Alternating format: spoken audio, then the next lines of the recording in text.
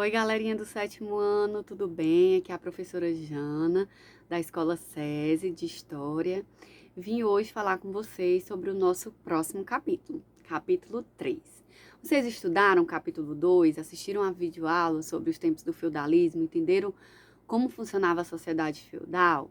Então, hoje a gente vai dar continuidade, agora com o terceiro capítulo, as monarquias nacionais. Bom, gente, primeira coisa quando a gente pensa na questão das monarquias nacionais, a gente traz o exemplo das atividades esportivas. Por exemplo, quando vocês veem período de Copa, de Olimpíada, né, as pessoas ali botando as camisas, né, das seleções dos seus países com a bandeira, né, torcendo, se sentindo, fazendo parte daquele país, né, daquela nação. Gente, tudo isso acontece porque foram surgindo as nações, né? Os países. Mas esse processo, pessoal, não foi rápido, foi um processo lento que durou séculos e foi diferente em vários locais da Europa, tá? Hoje a gente vai estudar um pouco como é que surgiram as monarquias nacionais, que foi o início do processo para surgirem depois muitos países que a gente conhece hoje como eles são hoje, tá? Bom, primeira coisa que vocês precisam lembrar é que a gente está no período feudal ainda, a gente está na Idade Média e a gente ainda tem o feudalismo vigorando. Só que o feudalismo agora não está mais no seu auge. E aí a gente vai começar a ver algumas mudanças. A primeira delas é que a gente vai ver que no feudalismo, no auge do feudalismo, gente, a gente viu que o senhor feudal, ele era a figura importante dessa sociedade. Você tinha um rei, mas o rei era também um senhor feudal. E às vezes o rei distribuía tantas as terras entre os senhores feudais que ele tinha às vezes menos terras do que alguns senhores feudais, né? Só que ele fazia isso, como a gente viu, em troca da proteção dele, né, do seu feudo e daquele povo. E aí o que é que acontece, pessoal? A gente via que o seu feudal tinha muito poder dentro do seu feudo. Era ele que fazia a justiça ali, dizia o que é que estava certo, o que é que estava errado, que criava os impostos, que determinava o valor desses impostos. Então, o feudo, pessoal, como eu falei na aula passada, ele caracterizava um governo descentralizado, onde os senhores feudais não precisavam pedir autorização, por exemplo, do rei para organizar o seu feudo. Eles tinham liberdade, autonomia para organizar o seu feudo da forma que quisessem. Só que a gente vai ver agora que esse momento já começa a acontecer algumas mudanças. Por isso que na história, pessoal, a gente vê muita questão das mudanças, né? Mas de algumas permanências. A gente diz na história que existem muitas permanências e rupturas, ou seja, quebras, né? Mudanças. Bom, gente, e aí o que é que vai acontecer? Nesse período, a gente vai ver que os senhores feudais estão começando a perder poder e o rei está começando a ganhar mais poder. O poder está começando a se centralizar na figura do rei, né? Jane, por que isso está acontecendo? Uma das coisas que a gente vai perceber, pessoal, é que com a produção, né, dentro dos feudos, a gente viu que os servos, eles pagavam muitas taxas, ou seja, davam muitos produtos, né, do que eles produziam ao senhor feudal.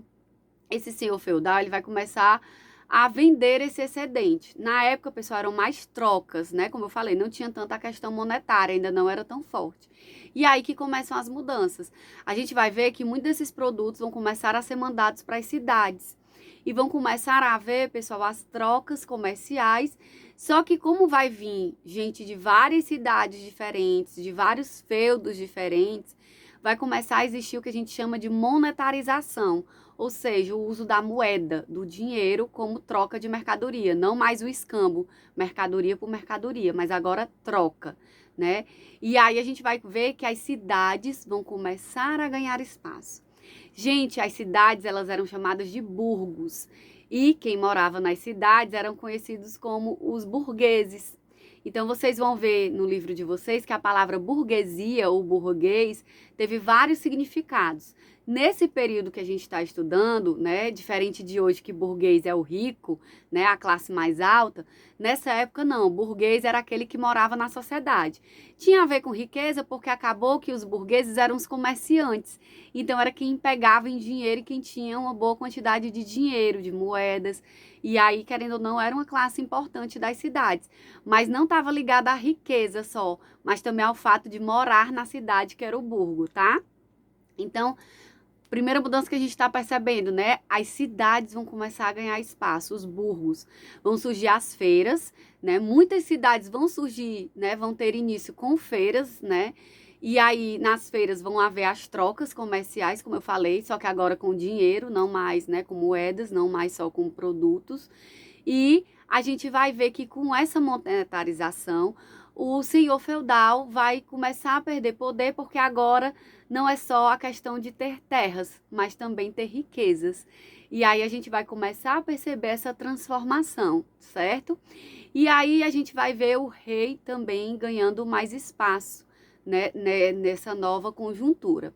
Uma outra coisa importante, pessoal, vocês saberem, é que além da monetarização, além do aumento, né, do crescimento das cidades, as cidades se tornando importantes por causa do comércio, né, a questão do comércio entrando de novo em vigor, né, e ganhando força, vai ter também um fenômeno muito interessante, que talvez vocês já tenham ouvido falar e gostem até, porque tem a ver com guerras, né? As cruzadas. Dica aqui, pessoal, tem um filme chamado, né, As Cruzadas, que é bastante interessante e fala bastante sobre esse período, explica um pouco como funcionava. Como é que vai surgir as cruzadas, Jana? Gente, as cruzadas eram inicialmente de fator religioso, tá? O Papa Urbano II, ele vai querer que a Igreja Católica retome o poder de Jerusalém.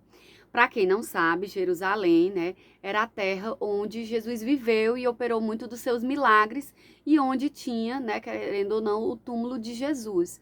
Para a Igreja Católica era uma terra muito importante, porque era considerada sagrada, ainda é. E aí, pessoal, os muçulmanos tinham tomado essa região. E aí a Igreja Católica, através do Papa Urbano II, vão começar a organizar expedições de guerra contra os muçulmanos para retomar Jerusalém. Vão haver várias cruzadas, tá, gente? Desde o século XI até o século XIII, XIV, vão haver várias expedições nessa tentativa de tomar Jerusalém dos muçulmanos. E o Papa Urbano, gente, ele conseguia apoio, né, dos católicos, que as pessoas lutavam acreditando, segundo o Papa Urbano, que aqueles que morressem nas cruzadas estavam morrendo por um bem maior e com certeza teriam uma vaga no céu. Então, muitos católicos faziam parte desse exército, né, que fazia as cruzadas. Mas é óbvio que não tinha só a questão religiosa, pessoal. Muitos comerciantes queriam participar das cruzadas. Por quê? Primeiro porque eles vendiam seus produtos a todas as pessoas que estavam indo na cruzada. Então, eles vendiam alimentos, né, os bens necessários para as pessoas durante a viagem. Além de vender para os próprios membros da cruzada, os comerciantes também estabeleciam trocas com pessoas das cidades que eles iam passando, e aí tanto adquiriam como vendiam produtos. E quando chegavam lá, né, no local onde eram as cruzadas, em Jerusalém, próximo a Jerusalém também, eles achavam que ali eles iriam conquistar novas terras, eles também iriam trazer produtos diferentes, né, de volta quando eles voltassem para a Europa. Então você vai ver que as cruzadas não teve só a questão religiosa, mas também comercial. E elas foram muito importantes porque houve, gente, o que a gente chama do intercâmbio cultural.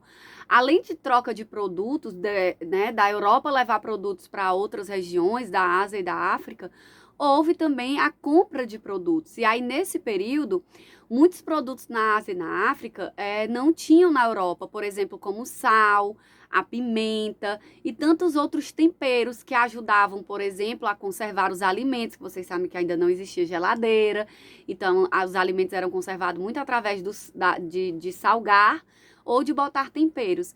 E aí, como não havia esses temperos na Europa, somente nessas regiões, na África e na Ásia, gente, esses produtos eles eram comprados baratíssimos. E aí os mercadores, né, os comerciantes traziam para a Europa e vendiam a preços absurdos. Por exemplo, a pimenta, que era 3 ducados, uma moeda da época lá na Ásia, né, ela custava 3 ducados. Quando eles chegavam na Europa, eles vendiam por 140 ducados. Vejam quanto dinheiro eles ganhavam em cima. Como esses produtos, gente, eram difíceis de achar e eram caros, eles eram chamados de especiarias. É daí que surge o termo especiarias, tá? E elas eram vendidas caríssimas na Europa. Então vocês vão ver que as cruzadas, elas também vão fomentar o comércio e um comércio bem lucrativo. Por isso que os burgos e os comerciantes vão começar a ser detentores de poder, porque eles vão se tornar ricos por causa desse comércio, tá? Então, no primeiro momento, a gente vai ver isso, a sociedade mudando, né, de configuração. Você vê que agora a nobreza, que era o senhor feudal, já não é, né, detém o poder sozinho. Você vê essa classe nova agora dos comerciantes, dos burgueses, ganhando espaço. A gente vai ver a figura do rei também. E aí, graças ao que eu falei, né, o surgimento das cidades, do comércio, essa monetarização, que é a questão do dinheiro, além dessas cruzadas que faziam com que esse comércio ainda aumentasse. Gente, a gente tinha várias rotas comerciais, tá? Entre a Europa, a Ásia, entre a Europa e a África. Então, esse período foi marcado por essas rotas, tá? Na próxima semana, a gente vai estudar como é que essa sociedade começou a se organizar. Vocês vão ver o rei, né, cada vez mais ganhando espaço, poder, centralizando o poder nas mãos dele. Agora a gente vai ver na próxima semana que o rei vai tomar agora as decisões, né? Claro que vai ouvir as demandas da elite, né, no caso da burguesia e da nobreza, mas vocês vão ver que a figura do rei agora vai centralizar poder, coisa que não acontecia, né, no auge do sistema feudal. Quem exercia poder no auge do sistema feudal, a gente já viu que era o senhor feudal. A gente então vai ver agora que vai acontecer várias mudanças e vão surgir as primeiras monarquias nacionais, tá? Mas esse é assunto para a próxima semana, onde eu vou explicar melhor. Agora a gente viu quais eram as transformações da sociedade para poder entender como surgem as monarquias nacionais e esse poder absoluto do rei que a gente chama de absolutismo, tá? Não se preocupem que na próxima semana eu faço a videoaula, né, com os slides e tudo. E aí não esqueçam de fazer as tarefas, tá, gente? Seja do livro, da plataforma ou do portfólio. Desejo uma semana maravilhosa, de muitos estudos, que vocês façam as atividades, se cuidem, né, gente? Não deixem de dar a higienização das mãos, evitem tocar no rosto e, óbvio, não saiam de casa. E se cuidem, gente. Aproveitem esse momento em família, né, para poder desfrutar da família. E claro, também podem usar, né, as novas tecnologias aí, WhatsApp, Instagram, vídeos, para falar com os amigos também à distância, né? Dar aquele abraço de internet. Então, sintam-se abraçados, uma boa semana e não deixe de logar na plataforma. Qualquer dúvida, estou no Teams, né, no chat online, estou no e-mail, à disposição de vocês, gente. Um grande beijo, saudades e até breve. Boa aula!